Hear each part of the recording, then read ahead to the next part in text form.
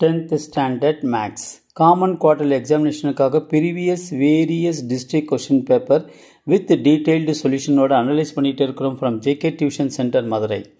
இந்த மாதிரி various district question paper நீங்கள் நல்ல தரவாக பார்த்துட்டானா will get more than 90% of the marks கண்டிப்பாக வாங்க முடியும் ஸ்டூடெண்ட்ஸ்.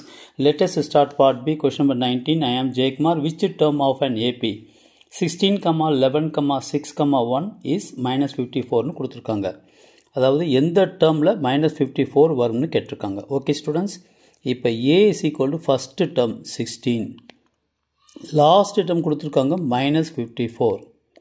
ஓகே, காமன் டிஃபரன்ஸ் வந்து second term minus first term, second term minus first term.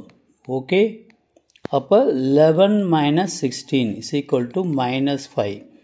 n is equal to என்னன்னு கேட்டிருக்காங்க. அப்போ என்னுடைய ஃபார்முலா என்னென்னா L minus A by D plus 1. L minus 54, A உடைய வேல்யூ 16, ஸோ -16, இது -5, D உடைய value 1. Okay students, அப்போ n is equal to -70 by -5 plus 1. இந்த மைனஸும் இந்த மைனஸும் கேன்சல் ஆகிடும். அப்போ n is equal to 70 by 5 plus 1. n is equal to 14 plus 1. n is equal to 15. So 15th டேர்மில் அவருடைய வேல்யூ வந்து -54 இருக்கும். ஓகேவா, இதான் answer. Okay students, all the best. Subscribe பண்ணுங்கள், லைக் பண்ணுங்கள், ஷேர் பண்ணிவிட்டு பாருங்கள் ஸ்டூடெண்ட்ஸ். தேங்க்யூ.